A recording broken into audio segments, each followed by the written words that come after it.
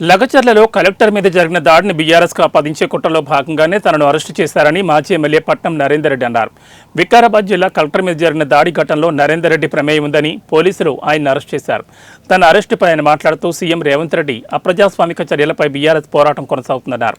సొంత నియోజకవర్గం కొడంగల్లో రైతుల తిరుగుబాటుతో సీఎం కంగుతిన్నారన్నారు. ఆ డ్యామేజీని కంట్రోల్ చేసుకోవడానికే లగచర్లలో జరిగిన ఘటనను బీఆర్ఎస్కు ఆపాదించే కుట్ర చేస్తున్నారని ఆగ్రహం వ్యక్తం చేశారు.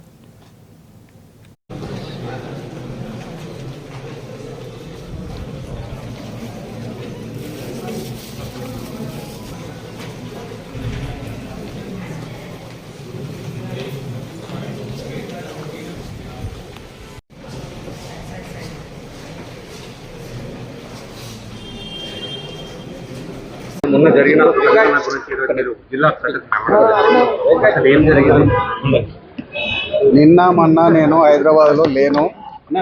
జరిగిన సంఘటన మీద కలెక్టర్ గారిని కలిసి అసలు ఎట్లా జరిగింది, ఎవరెవరు ఏ విధంగా అక్కడ వారిని ఊర్లకు తోలుకుపోయే విధంగా ప్రేరేపించారు అనే విషయం మీద నేను అడిగి తెలుసుకోవడం జరిగింది. మిగతా విషయాలన్నీ కలెక్టర్ గారు, ఎస్పీ గారు వాళ్ళు చట్టపరంగా మిగతా చర్యలు తీసుకుంటారు. లగచర్లలో టీఆర్ఎస్ పార్టీ కార్యకర్తలకి టార్గెట్ చేస్తున్నారని సమాచారం ఉంది. నిన్న తాండూరు ఎమ్మెల్యే గారు ₹1 ఇచ్చి ఈ దాడి చేపించాడు అని చెప్పి సమాచారం. దాని మీద మీరేమంటారు? తాండూరు ఎమ్మెల్యే గారు తాండూరు మనోహర్ రెడ్డి గారు చెప్పి నిన్న ప్రెస్ మీట్ లో ఏం జరిగిందనేది ప్రభుత్వంలో వాళ్ళు భాగస్వామ్యం ఉన్నారు కాబట్టి వాళ్ళకు కొంత ఇన్ఫర్మేషన్ ఉండొచ్చు. దాని మీద తాండూరు ఎమ్మెల్యే గారు మాట్లాడిండొచ్చు, కానీ ఏం జరిగింది అనేది నేను లేకుంటే అందుకోసం ఇప్పుడు తెలుసుకుంటున్నాను. నేను జిల్లా కలెక్టర్ గారిని కలెక్టర్ గారు ఏమన్నా దాడి జరగలేదని చెప్తున్నారు. దాడి జరగలేదు, రైతులు దాడి చేయలేదు అని చెప్పి కలెక్టర్ గారు చెప్పిండ్రు, కానీ కొన్ని అసాంఘిక శక్తులు మాత్రం తప్పకుండా దాడి చేయడానికి ప్రయత్నించారు అనే విషయాన్ని వాళ్ళు క్లియర్గా కలెక్టర్ గారు చెప్పిండ్రు. దాడిని తీవ్రంగా ఖండిస్తున్నాం, తీవ్రంగా పరిగణిస్తున్నాం. ఎందుకంటే ప్రజాస్వామ్యంలో దాడులకు తావులేదు.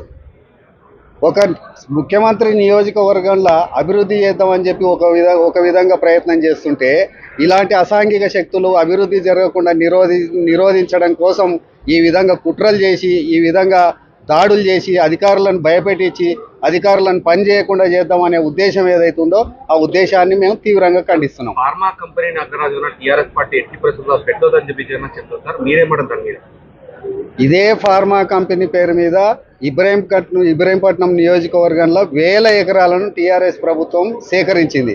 మరి అప్పుడు ఏ విధంగా సేకరించింది? ఇప్పుడు ముఖ్యమంత్రి కాన్స్టిట్యున్సీ తన నియోజకవర్గాన్ని అభివృద్ధి చేద్దామని చెప్పి వేలాది మంది, వందలాది మంది యువకులకు ఉద్యోగాలు ఇప్పిస్తామని చెప్పి ముఖ్యమంత్రి గారు ప్రయత్నం చేస్తుంటే ఈ విధంగా అడ్డుకోవడం అనేది కేటీఆర్కు, హరీష్ రావుకు ఇది తగదు. ఏ విధమైన